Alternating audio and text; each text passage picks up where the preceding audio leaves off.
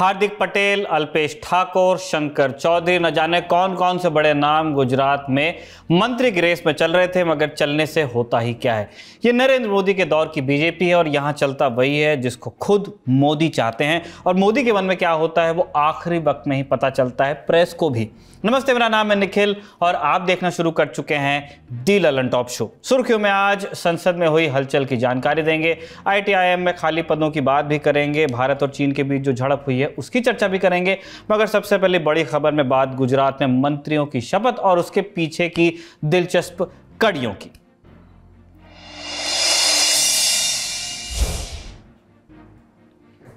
182 सीटों वाली विधानसभा में 156 सीटों के साथ बीजेपी की ऐतिहासिक जीत होती है। सबकी नज़र मंत्रिमंडल पर थी कि कौन आता है कौन जाता है। गुजरात में हर कोई जानता था कि जो भी होगा दिल्ली से ही तय होगा। पहले चर्चा थी कि इतनी बड़ी जीत है तो कम से कम 25 या 26 मंत्री बनेंगे, मगर आखिरी लिस्ट आते आते संख्या मुख्यमंत्री समेत 18 की ही रह गई। सबसे पहले मंत्रियों का परिचय आपसे कराते हैं। मुख्यमंत्री भूपेंद्र पटेल की सरकार में कुल 9 कैबिनेट मंत्री बनाए गए हैं। कन्हूभाई देसाई, ऋषिकेश पटेल, राघवजी पटेल, बलवंत सिंह राजपूत, कुंवर जी बावलिया, मुलुभाई बेरा, बानुबेन बाबरिया, डॉक्टर कुबेर डिंडोल। इस पूरी कैबिनेट में सिर्फ एक महिला को जगह मिली है। कैबिनेट मंत्रियों के अलावा 2 मंत्रियों को स्वतंत्र प्रभार दिया गया है। पहले हैं गुजरात भाजपा के चर्चित युवाचार्य हर्ष संघवी और दूसरे जगदीश विश्वकर्मा। इनके अलावा 6 राज्य मंत्री बनाए गए हैं। पुरुषोत्तम सोलंकी, बच्चू खाबड़, मुकेश पटेल, प्रफुल्ल पंसुरिया, भीखू सिंह परमार, कुंवर जी हलपति। इस पूरे मंत्रिमंडल में जातिगत और क्षेत्रवार समीकरण का पूरा ख्याल रखा गया है। कैसे, एक एक करके सभी मंत्रियों के बारे में ब्रीफ जानकारी आपको देंगे तो आप समझते चलेंगे। सबसे पहला नाम है कन्हूभाई देसाई। दक्षिण गुजरात के वलसाड़ जिले की पार्टी सीट से जीत कर आए हैं। ब्राह्मण समुदाय से आते हैं। 71 साल के कन्हूभाई सरकार में सबसे सियाने मंत्री हैं, सबसे उम्र दराज। पिछली सरकार में वित्त मंत्री का जिम्मा संभाल चुके हैं, फिर से वित्त मंत्रालय ही इन्हें मिला है। दूसरा नाम ऋषिकेश पटेल का है। पाटीदार समाज से आते हैं। प्रधानमंत्री मोदी के गृह जिले मेहसाणा की विसनगर सीट से चुनकर आए हैं। पाटीदार आंदोलन एक तरह से इनके पार्टी दफ्तर में तोड़फोड़ के बाद ही उफान पर चढ़ा था। अगर दिल्ली में जिस तरह से पिक्चर्स को ट्रीट किया जाता है उस हिसाब से देखेंगे तो हार्दिक पटेल को उस मामले में सजा भी हो चुकी है। दिलचस्प है कि दोनों अब एक ही पार्टी में हैं, ऋषिकेश मंत्री और हार्दिक विधायक। पिछली सरकार में भी स्वास्थ्य मंत्री थे, इस बार भी वही मंत्रालय इनको मिला है। अगले मंत्री राघवजी पटेल, ये भी पाटीदार बिरादरी से हैं। जामनगर ग्रामीण से जीत कर आए हैं। पहले कांग्रेस में थे, फिर भाजपा में चले गए। दिलचस्प यह है कि सालों बाद कोई कृषि मंत्री न सिर्फ दोबारा जीता बल्कि लगातार दूसरी बार कृषि मंत्री भी बना। अगले मंत्री हैं बलवंत सिंह राजपूत। पाटन जिले की सिद्धपुर सीट से कड़े मुकाबले में चुनकर आए, राजपूत बिरादरी से हैं। सरकार में सबसे धनाढ्य मंत्री हैं, सबसे ज्यादा पैसे वाले। एक जमाने में कांग्रेस के कद्दावर नेता रहे अहमद पटेल के ये खास होते थे, मगर बीजेपी ने इन्हीं को अहमद पटेल के खिलाफ राज्यसभा चुनाव लड़वा दिया था। ये हार गए थे। इस बार जीते तो टेक्सटाइल और सिविल एविएशन डिपार्टमेंट इन्हें मिला है। अगला नाम कुंवर जी बावड़िया का है। कोली समाज के बड़े नेता माने जाते हैं। राजकोट की जसदन सीट से जीत कर आए। 2017 तक कांग्रेस में ही थे। 19 में राज्यसभा चुनाव के वक्त पाला बदल लिया। पिछली सरकार में वे मंत्री थे, इस बार भी कैबिनेट में जगह इन्हें मिल गई। जल विभाग का जिम्मा इनको मिला है। अगला नाम मुलुभाई बेरा। द्वारका जिले की खंभालिया सीट पर आपके सीएम फेस ईशुदान गढ़वी को इन्होंने हराया। अहिर कम्युनिटी से आते हैं। रिलायंस के गुजरात प्रमुख परिमल नाथवानी के करीबी माने जाते हैं। टूरिज्म डिपार्टमेंट इनको मिला है। अगले मंत्री हैं डॉक्टर कुबेर डिंडोर। आदिवासी नेता हैं। महिसागर जिले की संतरामपुर सीट से जीत कर आए। पूरे मंत्रिमंडल में सबसे ज्यादा पढ़े लिखे नेता हैं। इन्होंने PhD तक की पढ़ाई की है। पिछली सरकार में भी मंत्री थे, इस बार भी आदिवासी कल्याण मंत्रालय इनको मिल गया। एकमात्र महिला कौन है मंत्रिमंडल में, उनकी बात करते हैं। भानुबेन बाबरिया, SC सीट राजकोट ग्रामीण से जीतकर आई हैं। सोशल जस्टिस और महिला कल्याण मंत्री इन्हें बनाया गया। ये सारे थे काबीना मंत्री, कैबिनेट मिनिस्टर्स। स्वतंत्र प्रभार की बात करते हैं। पहला नाम हर्ष संघवी, सूरत की मजूरा सीट से लगातार तीसरी बार जीत कर आए। जैन समुदाय से आते हैं। प्रधानमंत्री मोदी और गृहमंत्री शाह दोनों के चहेते माने जाते हैं। पिछली सरकार में गृह राज्य मंत्री थे, इस बार भी गृह और खेल विभाग की जिम्मेदारी इनको मिली। अगले स्वतंत्र प्रभार के मंत्री हैं जगदीश विश्वकर्मा। अहमदाबाद की निकोल सीट से जीते हैं। बख्शी पंच के OBC लीडर हैं। अहमदाबाद सिटी के बीजेपी अध्यक्ष ये रह चुके हैं। कॉर्पोरेटिव सहकारिता विभाग इन्हें दिया गया है। अब आते हैं राज्य मंत्रियों पे। एक तरह से पुरुषोत्तम सोलंकी का डिमोशन कहा जा रहा है जो उनके साथ हुआ। पहले ये कैबिनेट मंत्री होते थे, लगातार 6 बार के विधायक हैं। इस बार भावनगर ग्रामीण सीट से चुनकर आए भी। 1998 में पहली बार विधायक चुने गए। मोदी और रूपाणी सरकार में गुजरात मंत्री रह चुके हैं। कोली समुदाय के कद्दावर नेता माने जाते हैं। हिंदुत्ववादी छवि भी है इनकी। एक बार फिर से इन्हें मत्स्य पालन उद्योग मंत्रालय मिला है। हमें अभी थोड़ी देर पहले बताया गया कि गुजरात में मत्स्य पालन नहीं, मत्स्य उद्योग होता है, क्योंकि वहाँ मछली पाली नहीं जाती, समुद्र से इकट्ठा करके लाते हैं। अपनी चूक सुधार रहे हैं। 2012 की मोदी सरकार में भी यही मंत्रालय इन्हें मिला था। अगले मंत्री मुकेश पटेल भी कोली समुदाय से हैं। सूरत की ओलपाड सीट से चुनकर आए हैं। ये आम आदमी पार्टी के धार्मिक मालवीय को हराया था। पिछली सरकार में भी मंत्री थे। पर्यावरण विभाग इन्हें इस बार मिला है। अगला नाम बचुभाई खाबड़ का, प्रोमिनेंट आदिवासी लीडर हैं, नामी। दाहोद जिले की देवगढ़ बावरिया सीट से चुनकर आए हैं। ये आनंदीबेन सरकार में भी मंत्री थे। इस बार पंचायती राज विभाग इन्हें मिला। अगला नाम है प्रफुल्ल पानसुरिया का। ये भी सूरत जिले से हैं। कामरेज सीट पर आपके राम धड़ुक को हराया इन्होंने। पाटीदार नेता हैं। संसदीय कार्य मंत्री का जिम्मा इन्हें मिला है। ये कुल 15 मंत्रियों की जानकारी हो गई है। बाकी बचे 2। भिखूजी परमार ठाकुर समुदाय से आते हैं। अरवली जिले की मोडासा सीट से ये जीत कर आए। पिछले 2 बार से ये सीट जो है कांग्रेस के पास थी। जीते तो सोशल जस्टिस और फूड सप्लाई विभाग के राज्य मंत्री इन्हें बनाया गया। कुंवर जी हलपति, इनकी चर्चा भी कर लेते हैं। को भी कांग्रेस के गढ़ सूरत की आदिवासी सीट मांडवी को जीतने का इनाम मिला है। ग्रामीण विकास का इन्हें काम दिया गया है। तो ये कुल मंत्रियों का मोटा मोटा परिचय और जिम्मेदारी हो गई है। इसके अलावा मुख्यमंत्री भूपेंद्र पटेल, जिनके बारे में पहले ही क्लियर कर दिया गया था कि वही सीएम रहेंगे अगर पार्टी दोबारा सत्ता में आती है, तो इन्होंने अपने पास दर्जन भर से ज्यादा विभाग रखे हैं। मतलब आगे जाकर मंत्रिमंडल विस्तार हो सकता है। लेकिन फिलहाल कुछ मंत्रालय इन्हीं के पास है। क्या क्या है बता देते हैं। मंत्रियों के परिचय में जातिगत ब्यौरे हमने इसलिए दिए क्योंकि यूपी बिहार की तरह गुजरात में भी जाति का एक बड़ा फैक्टर है। अगर जातिगत तौर पर देखें तो किस जाति के कितने मंत्री हैं वो लिस्ट अब आपके सामने आ रही है। पाटीदार समाज से हैं 4, कोली समाज से हैं 3, क्षत्रिय समाज से हैं 1, ब्राह्मण समाज से 1, जैन समाज से 1, अहीर समाज से 1, ठाकुर समाज से 1, अन्य ओबीसी 1, आदिवासी 3 और 1 अनुसूचित जाति से मंत्री बने हैं। सुनिए इस जातिगत समीकरण पर गुजरात के वरिष्ठ पत्रकार क्या टिप्पणी कर रहे हैं। बार गुजरात के मुख्यमंत्री बने भूपेंद्र पटेल ने सोशल इंजीनियरिंग का प्रॉपरली ख्याल रखा है। पहले ऐसा माना जाता था कि 156 का आंकड़ा छूने के बाद 25 या 26 मंत्री बनाए जाएंगे, लेकिन नरेंद्र मोदी ने छोटा परिवार सुखी परिवार का संदेशा दिया है। सिर्फ 16 मंत्रियों को ही लिया गया है। इस 16 मंत्रियों में एरिया का भी ध्यान रखा गया है और कास्ट कॉम्बिनेशन यानी कि सोशल इंजीनियरिंग भी प्रॉपरली किया गया है। गुजरात में पाटीदार और कोली समुदाय के लोग ज्यादा हैं, तो 4 पाटीदार को मंत्री बनाया गया है, तो 4 कोली समुदाय के लोग हैं। इसी तरह से ओबीसी को भी लिया गया है, एसटी को भी लिया गया है, एससी को भी लिया गया है। यानी सारी कास्ट को ये 16 मंत्रियों में रखा गया है। सौराष्ट्र, उत्तर गुजरात, नॉर्थ गुजरात और साउथ गुजरात चारों 4 जो हमारे जोन है, चारों 4 जोन से एमएलए को अपनी टीम में रखा गया है। इसके अलावा अगर गुजरात के नक्शे को रीजन वाइज बांट दिया जाए तो 4 क्षेत्र होते हैं: सौराष्ट्र, मध्य गुजरात, उत्तर गुजरात और दक्षिण गुजरात। ऐसे में देखेंगे तो सौराष्ट्र इलाके से 5 मंत्री बने, दक्षिण गुजरात से 5 मंत्री बने, उत्तर गुजरात से 4 मंत्री बने, मध्य गुजरात से 3 मंत्री बने। शहरों की बात करें तो सबसे ज्यादा 4 मंत्री अकेले सूरत शहर से बनाए गए। सूरत में आम आदमी पार्टी ने बहुत ताकत लगाई थी। करीब 7 सीटों पर पार्टी दूसरे नंबर पर रही भी। हो सकता है कि बीजेपी अपना किला और मजबूत करने की स्ट्रेटेजी पर काम कर रही हो। अहमदाबाद से खुद सीएम भूपेंद्र पटेल हैं। उनके अलावा जगदीश विश्वकर्मा, ये 2 हुए। राजकोट से भी 2 मंत्री हैं। बाकी ज्यादातर मंत्री अपने जिले के इकलौते हैं। ये तो रही इलाकों और जातियों को साधने की बात, मगर जिनका पत्ता कट गया उनका भी जिक्र अब कर लेते हैं। शंकर चौधरी उत्तर गुजरात के बड़े नेता हैं। आनंदीबेन की सरकार में मंत्री थे। एशिया की सबसे बड़ी कोऑपरेटिव डेयरी जो कि बनास डेयरी है उसके चेयरमैन होते हैं ये। इनका मंत्री बनना तय ही माना जा रहा था। ये जीते भी, लेकिन इनको मंत्रिमंडल में जगह दी नहीं गई है। जानकार कह रहे हैं कि इन्हें संगठन में बड़ी जिम्मेदारी दी जा सकती है। अल्पेश ठाकोर के नाम से तो आप लोग भी परिचित हैं ही। 2017 में ठाकुर सेना बनाकर बीजेपी के खिलाफ बड़ा आंदोलन खड़ा किया। 17 में ही कांग्रेस से जीते, 19 में बीजेपी में चले गए, उपचुनाव हार गए। इस बार भाजपा उन्हें गांधीनगर दक्षिण से जितवा कर ले आई। चुनाव प्रचार के दौरान कहते थे हरी वाली पेन से साइन करना है, इशारा था कि मंत्री बनूंगा।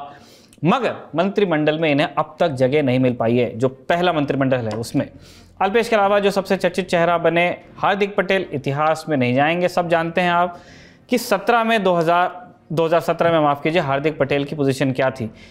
इसी साल भाजपा में ये आ गए, अहमदाबाद की विरमगाम सीट से जीते भी। इस साल का मतलब है 2022 से चर्चा थी कि मंत्री बन जाएंगे, मगर जानकार कहते हैं हार्दिक को अभी वक्त लग जाएगा।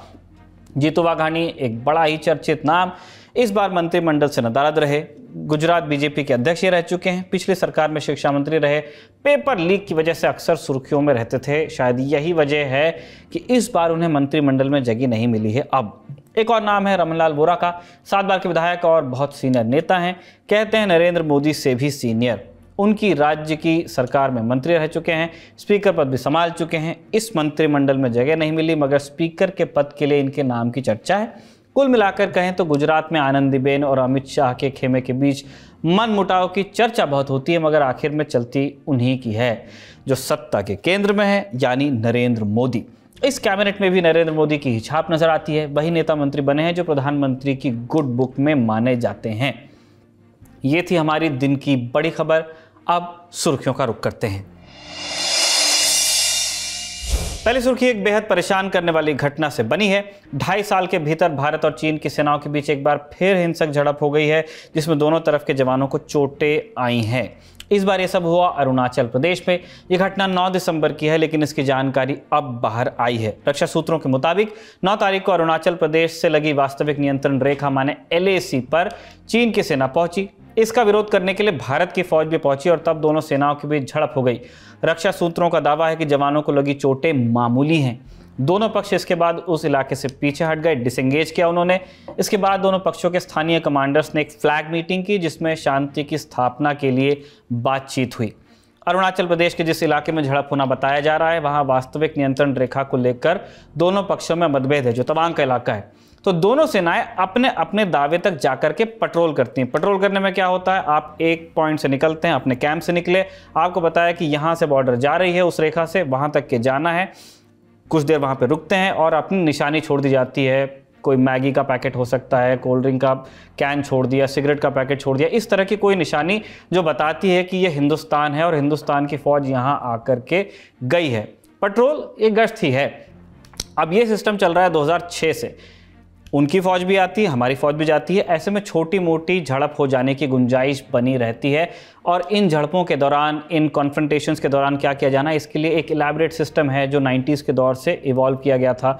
जैसा आप लोग जानते भी होंगे कि जब जवान जाते हैं तो उन हथियार जनरली होते नहीं है, या होते हैं तो वो पीछे रखते हैं। जब आमने सामने वो बात कर रहे हैं तो अपने हाथ नहीं चलाने की कोशिश करते हैं कि दूर से बात करें, फ्लैग्स एक दूसरे को दिखाएं जिसमें अंग्रेजी या चाइनीज़ में लिखा हो कि हम क्या चाहते हैं, आप क्या चाहते हैं। शांतिपूर्ण तरीके से दोनों पक्ष वापस लौट जाएं, इस तरह की सुविधा थी। लेकिन बीते 2 साल से जिस तरह पूर्वी लद्दाख में चीन की सेना ने जमावड़ा किया, वादा तोड़ते हुए इलाके में चौकियों और दूसरे इंफ्रास्ट्रक्चर का निर्माण किया, सड़कें बनाई, पुल बनाई, उसके बाद भारत चीन के बीच सैनिक तनाव पनप गया है। दर्शक जानते ही हैं, अप्रैल और मई 2020 का वो वक्त जब दोनों सेनाओं के बीच झड़पों की लगातार खबरें आ रही थी, वीडियोस भी आ रहे थे। फिर आई 15 से 16 जून की रात जब दोनों सेनाओं के बीच गलवान घाटी में खूनी झड़प हुई। इसमें भारत के 20 जवान वीरगति को प्राप्त हुए जब उन्होंने चीन का एक जो अतिक्रमण था, जो कैंप था, उसे उन्हें हटा लेने की बात हुई थी, उन्होंने नहीं हटाया। हमारी फौज गई, उस कैंप को वहां से उखाड़ दिया, उस टेंट को, और उसके बाद एक संघर्ष हुआ जिसमें 20 जवान वीरगति को प्राप्त हुए। चीन ने अपने नुकसान के सही आंकड़े जारी नहीं किए थे, क्योंकि वहां प्रेस की आज़ादी है नहीं, इसलिए हम जानते भी नहीं क्या हुआ। कुछ डेथ्स उन्होंने एक्सेप्ट की, लेकिन पूरी जानकारी कभी तक सामने नहीं आई। तब से लेकर अब तक हमने पैंगोंग सो, गोग्रा पोस्ट, हॉट स्प्रिंग्स आदि जगहों पर दोनों सेनाओं के बीच तनाव की बातें सुनी है, आईबॉल टू आईबॉल कॉन्फ्रंटेशन के बारे में सुना है। दोनों तरफ से कोर कमांडर लेवल की दर्जनों बैठक हुई हैं, लंबा दौर उसका भी रहा है। फॉरेन मिनिस्ट्री के लेवल पे प्रयास हुए हैं और धीरे धीरे एक एक करके एक जगह पे इस तनाव को रिजॉल्व किया गया। पहले फौज को थोड़ा पीछे किया गया, डिसएंगेज किया, और जो लेगेसी इश्यूज थे जैसे कि देपसांग का मैदान, उनको अगर आप छोड़ दें तो बाकी जगह ये बताया जाता है कि डिसएंगेजमेंट हो गया है, डीमिलिटराइज नहीं हुआ है। चाइना क्या है कि इसको किसी तरीके से पोर्ट को बॉइलिंग रखना चाहता है, तो इसलिए ये इनकर्शन उसने अरुणाचल प्रदेश में शुरू कर दिया, ईस्टर्न पार्ट ऑफ इंडिया में, और ये आगे भी होता रहेगा। क्योंकि इसका कारण ये है कि चाइना ने आज की डेट में पहले उन्होंने एक पैरेलल हाईवे बनाई, इंफ्रास्ट्रक्चर तैयार किया, रेल रोड नेटवर्क तैयार किया, और जिससे कि उसकी ट्रुप मूवमेंट्स थी वो बहुत फास्ट थी। परंतु आज की स्थिति ये है कि उन्होंने नॉट ओनली हाईवे जो parallel to line of actual control चलती है, उन्होंने बहुत सारे रेडियल्स भी बना लिए हैं। तो इससे क्या होता है कि ट्रुप की मूवमेंट फास्ट है, प्लस बहुत सारे लाइन ऑफ कंट्रोल के ऊपर उन्होंने अपनी साइड पे बहुत सारे नए गांव बसा लिए हैं। वहां पे चाइनीज लोगों को इंसेंटिव दिया है कि वो वहां पे आके बस जाएं, वहां पे लोकल लेडी से शादी करें और वहीं पे रह जाएं। तो इससे बहुत सारी बिजनेस स्टैब्लिशमेंट्स वगैरह आ जाती हैं, और जितना ये अनपॉपुलेटेड एरिया था, एक किस्म का पठार माना जाता था, पूरा का पूरा तिब्बत और चाइना के बीच में, इसको हम मैकमोहन लाइन भी बोलते थे, अब वो एकदम से एरिया बज हो गया है। बज होने का मतलब वहां चाइनीज प्रेजेंस नजर आ रही है जगह जगह पे, और चाइना का जो क्लेम है उस एरिया का भारत के अंदर, इसकी वजह से और भी मजबूत होता जा रहा है, और वो एक दृढ़ता दिखा रहे हैं इसके अंदर। जैसा कि विशेषज्ञ आपको बता रहे थे कि किस तरह की स्थिति है पूरे एलएसी में, वो दोनों जगह की रियलिटीज़ लगभग इसी तरह की हैं, जो रियलिटीज़ ऑफ वेस्ट और रियलिटीज़ ऑफ ईस्ट जिनको कहा जाता है। जो पूर्वी लद्दाख का इलाका है वहाँ पे ज़्यादा अतिक्रमण है चीन का, और वहाँ पे उनका इंफ्रास्ट्रक्चर काफ़ी बेहतर है हमारे बनिस्बत। यही चीज़ अरुणाचल में भी है, लेकिन अरुणाचल में दोनों देशों के बीच में जो डिसएग्रीमेंट है टेरिटरी को लेकर के, जो मतभेद है, वो तुलनात्मक रूप से कम है। अब जैसा कि विशेषज्ञ आपको बता रहे थे कि चीन ने अपने इलाके में एलएसी का जो उसका इलाका है उसमें बहुत रैपिड डेवलपमेंट किया है, खूब सारे उन्होंने हाईवेज बनाए हैं, और इन हाईवेज से फिर वो एक एक करके अंदरूनी इलाकों तक के सड़क बना रहे हैं जिनको वो रेडियल्स कह रहे थे, और इस वजह से चीन की तैनाती जल्द हो जाती है। लेकिन इसको काउंटर करने के लिए पिछले 2 साल में भारत ने लगातार कदम उठाए हैं। पूर्वी लद्दाख में जैसे कि आप जान ही रहे हैं, 1 दशक की मेहनत के बाद DSDBO जो पूरी रोड है वो बन करके तैयार हो गई है, और अभी कुछ दिन पहले ही इस बात का भी ऐलान हुआ था कि अरुणाचल प्रदेश में भी जो पूरी सीमा है हमारी, जितना हम मानते हैं कि अंतर्राष्ट्रीय सीमा है, उससे लगता हुआ एक हाईवे बनाया जाएगा। इन्हीं सारे डेवलपमेंट्स के बीच में जो इंफ्रास्ट्रक्चर जब किसी पक्ष का ज़्यादा हो जाता है, तब दूसरा पक्ष उसे किसी तरह से काउंटर करने के लिए, कोई मैसेज देने के लिए इस तरह के इंसिडेंट्स आपके सामने आते हैं जब दोनों पक्षों में झड़प होती है। एक बात हमारे दर्शक ज़रूर से याद रखें, दोनों देश बहुत भारी भरकम सेनाएं रखते हैं, दोनों देशों की सेनाएं फॉरवर्ड डिप्लॉयड हैं पूरी एलएसी में, मतलब बिल्कुल सीमा रेखा के पास तक के वो तैनात हैं। ऐसे में ये बहुत आम है कि कोई छोटा इंसिडेंट हो जाए, जैसे कि आज, जैसे कि 9 तारीख को हुआ, माफ़ कीजिए, जब दोनों देशों के पेट्रोल आमने सामने आए और उनके बीच में एक झड़प हो जाए। क्या ये इंसिडेंट बड़ा था? क्या ये इस इंसिडेंट को एक अलग तरह से देखने की आवश्यकता है? ये हमें आने वाले दिनों में मालूम चलेगा, जब जो रक्षा बीट के पत्रकार हैं उनके मार्फत खबरें बाहर आएंगी, और तब हम दावे से जान पाएंगे कि क्या वास्तविक रूप में ऐसा ही हुआ था कि कोई ये बहुत बड़ी घटना थी। फिलहाल तक जितनी जानकारी हमारे पास में थी हमने आपको बता दी, विशेषज्ञों की क्या राय थी वो भी बता दी। अब चलते हैं दूसरी सुर्खी की ओर। ये जो दूसरी सुर्खी है वो बनी है एक वायरल वीडियो से। पहले आप उस वायरल वीडियो को देख लीजिए जो कि मध्य प्रदेश से आया है, उसके बाद हम अपनी बात कहेंगे। कि मोदी इलेक्शन खत्म कर देगा, मोदी धर्म जाति भाषा के आधार पर बांट देगा, दलितों को, वनवासी आदिवासियों को और अल्पसंख्यकों का भावी जीवन खतरे में है। संविधान यदि बचाना है तो मोदी की हत्या करने के लिए तत्पर रहो, हत्या इन द सेंस कराने का काम। कार्यकर्ता की उपेक्षा नेता की उपेक्षा होती है, और नेता जब कार्यकर्ता की उपेक्षा होती है तो वीडियो में भाषण दे रहे शख्स का नाम है राजा पटेरिया। आप कांग्रेस नेता हैं और मध्य प्रदेश कैबिनेट में पूर्व मंत्री रह चुके हैं। पन्ना जिले के पवई में कांग्रेस कार्यकर्ताओं से बात करते हुए क्या बोल गए हमने आपको सुना दिया। जो वीडियो आपने देखा उसे मध्य प्रदेश भाजपा के अध्यक्ष VD शर्मा ने आज यानी 12 दिसंबर को ट्वीट किया था। साथ में साजिश का आरोप लगाया और जांच की मांग भी कर दी। अब पार्टी अध्यक्ष कुछ कहें और CM साहब का ध्यान नहीं जाए, ये हो नहीं सकता। तो दोपहर में ही मुख्यमंत्री शिवराज सिंह चौहान ने बयान जारी करके बता दिया कि मामला संज्ञान में है और FIR दर्ज की जा रही है। वैसे पटेरिया ने एक और वीडियो जारी करके कह दिया है कि उनका तात्पर्य प्रधानमंत्री को चुनाव में हराने से था और उनके बयान को गलत तरीके से पेश किया गया। गांधी की भी उन्होंने बात की और उनके शांति के संदेश की, लेकिन गड़बड़ तो हो गई। वैसे बिगड़े बोल की बात चली है तो आपको कमलेश सुतार के हवाले से एक और माननीय के बयान के बारे में बताते चलें। केंद्रीय मंत्री हैं नारायण राणे, अब इनके बेटे हैं नितेश राणे। ये जो बेटे जी हैं वो महाराष्ट्र के सिंधुदुर्ग जिले की कनकवली सीट से भाजपा के विधायक हैं। आरोप है कि नितेश ने नांदगांव में एक चुनावी सभा के दौरान ये कह दिया मराठी में कि अगर उनकी पसंद का सरपंच न बना तो ग्रामीणों तक सरकारी फंड की एक पाई भी नहीं पहुंचेगी। माननीय विधायक जी ने यह भी कह दिया कि चाहे तो इसे ग्रामीण धमकी या कुछ और समझ सकते हैं, लेकिन उनका गणित साफ है, इस बात को वोट डालते वक्त ध्यान में रखें। इस बयान को लेकर शिवसेना का जो उद्धव ठाकरे वाला धड़ा है वो हमलावर है। वैभव नाइक का कहना है कि जब नारायण राणे सीएम होते थे तब भी इस तरह का अहंकार देखने को मिलता था, यही स्थिति आज भी है। नीतीश की पार्टी भाजपा शिवसेना के एकनाथ शिंदे धड़े के साथ महाराष्ट्र में सरकार चला रही है और पार्टी अब माननीय विधायक के बयान से खुद को दूर करती नजर आ रही है। उद्योग मंत्री उदय सामंत ने कह दिया है कि उन्हें ठीक मालूम नहीं है कि विधायक जी ने कहा क्या था। वैसे हर किसी को पार्टी के विस्तार के लिए वोट मांगने का हक है, लेकिन बिना गुंडागर्दी, ये मंत्री महोदय ने कहा। तीसरी सुर्खी, इसका संबंध है दिल्ली के उप मुख्यमंत्री मनीष सिसोदिया को मिली झिड़की से। झिड़की खबर नहीं है, खबर है झिड़की दी किसने। देश की सबसे बड़ी अदालत ने। सुप्रीम कोर्ट ने आज सिसोदिया से कहा कि अगर आप पब्लिक डिबेट का स्तर इतना नीचे ले आएंगे तो आपको नतीजे भुगतने होंगे। मामला कोविड काल से जुड़ा है। सिसोदिया ने असम के मुख्यमंत्री हिमंता बिस्वा शर्मा पर पीपीई किट्स की सप्लाई में भ्रष्टाचार के आरोप लगाए थे। शर्मा ने सिसोदिया पर आपराधिक मानहानि का मुकदमा ठोक दिया था। वैसे इस मामले में दूसरी पार्टियों ने भी जांच की मांग कर दी थी, लेकिन सिसोदिया और शर्मा के बीच बात अदालत तक चली गई। मानहानि की अदालती कार्यवाही को रुकवाने के लिए सिसोदिया सुप्रीम कोर्ट गए, जहां जस्टिस एसके कौल और जस्टिस एएस ओक की पीठ ने कहा कि कोविड काल के दौरान याचिकाकर्ता यानी कि सिसोदिया ने आरोप प्रत्यारोप किया बजाय ये समझने के कि देश पर बीत क्या रही है।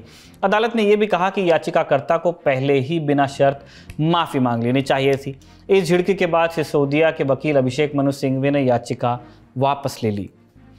अगली सुर्खी लोकसभा से है। आज लोकसभा में केंद्रीय शिक्षा मंत्री धर्मेंद्र प्रधान ने हायर एजुकेशनल इंस्टीट्यूट्स में खाली पड़े टीचिंग स्टाफ के पदों के बारे में जानकारी दी। उच्च शिक्षा के संस्थान जो सरकार चलाती है उसमें जो टीचिंग स्टाफ है, प्राध्यापक आदि, उनकी रिक्तियां, टीचिंग स्टाफ यानी असिस्टेंट प्रोफेसर, एसोसिएट प्रोफेसर और प्रोफेसर के पद जो स्टूडेंट्स की क्लास लेते हैं। केंद्रीय शिक्षा मंत्री ने बताया कि केंद्रीय विश्वविद्यालयों में प्रोफेसर्स के 2553 पद स्वीकृत हैं। इनमें से 1529 पद खाली हैं। जो छात्र हैं या जो छात्र रहे हैं वो समझते होंगे कि प्रोफेसर ही होते हैं जो एचओडी बनते हैं, तो आपके पास ऐसे लोग ही नहीं रहेंगे अगर इतनी रिक्तियां होंगी जिनको एचओडी बनाया जाए, पुराने लोगों में ही सर्कुलेट होता रहेगा। एसोसिएट प्रोफेसर के 5110 पद स्वीकृत हैं। इनमें से 2304 पद खाली हैं, जबकि असिस्टेंट प्रोफेसर के 11293 पद स्वीकृत है, जिनमें से 2347 पद खाली हैं। देश के कुल 35 केंद्रीय विश्वविद्यालयों में टीचिंग स्टाफ के 18956 पद हैं कुल, जिनमें से 6180 पद खाली हैं। इसी तरह भारतीय प्रौद्योगिकी संस्थान यानी कि आईआईटी में टीचिंग स्टाफ के कुल 11170 पद स्वीकृत हैं, जिनमें से 4502 पद खाली हैं, जबकि भारतीय प्रबंध संस्थान यानी आईआईएम में कुल 1566 पद स्वीकृत हैं, जिनमें से 493 पद खाली हैं। कुल मिलाकर हायर एजुकेशनल इंस्टीट्यूट्स में टीचिंग स्टाफ के 31,692 पद स्वीकृत हैं, जिनमें से 11,175 पद खाली हैं।